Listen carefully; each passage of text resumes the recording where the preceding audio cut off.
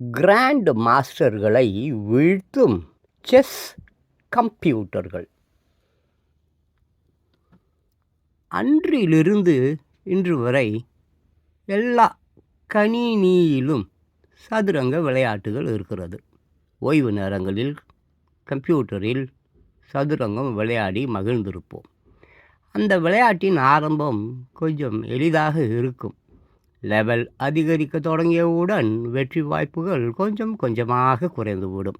ஒரு கட்டத்தில் கணினியின் விளையாட்டை நம்மால் தாக்கு பிடிக்க முடியாது.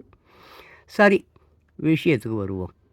இத்தகைய கம்ப்யூட்டர் செஸ் விளையாட்டுகளை எதிர்கொள்வது நமக்கு கொஞ்சம் கடினமாக இருந்தாலும், சதுரங்க விளையாட்டுகளில் கிராண்ட் மாஸ்டர் பட்டம் வென்ற ஜாம்பவான்களுக்கும் ஈஸியாகத்தானே இருக்கும்.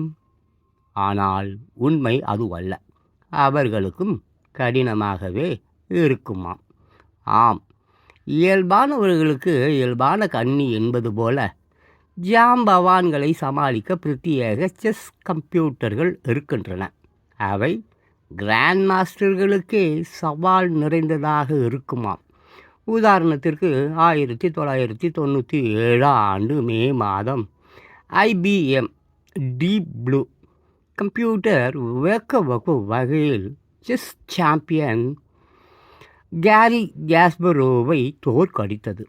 இதன் மூலம் மனிதனை தோற்கடித்த முதல் செஸ் கம்ப்யூட்டர் என்ற பெருமையும் அதற்கு கிடைத்தது. 6 ஆட்டங்கள் கொண்ட அந்த பந்தயத்தில் 3 ஆட்டங்களையே காஸ்பரோவால் டிரா செய்ய முடிந்தது. ஒரே ஒரு ஆட்டத்தில் வென்ற அவரை 2 ஆட்டங்களில் வென்று விளையாட்டை முடித்தது கம்ப்யூட்டர். இந்த வெற்றிக்கு காரணம் அந்த கம்ப்யூட்டரின் அசுரத்தனமான அதிவேகமான நுட்பம்தான்.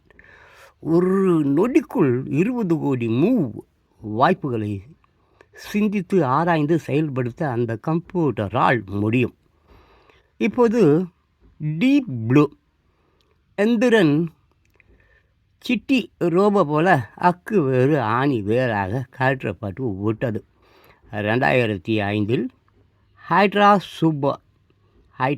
சூப்பர் கம்ப்யூட்டருடன் இங்கிலாந்து கிராண்ட் மாஸ்டர் மைக்கேல் ஆதம்ஸ்க்கு போட்டி. ஒட்டுமொத்த பந்தயத்திலும் ஒரே ஒரு ட்ரா என்கிற அளவுக்குத்தான் மைக்கேல் தாக்கு பிடிக்க முடிந்தது. இந்த கம்ப்யூட்டர் டீப் ப்ளூவை விட புத்திசாலி.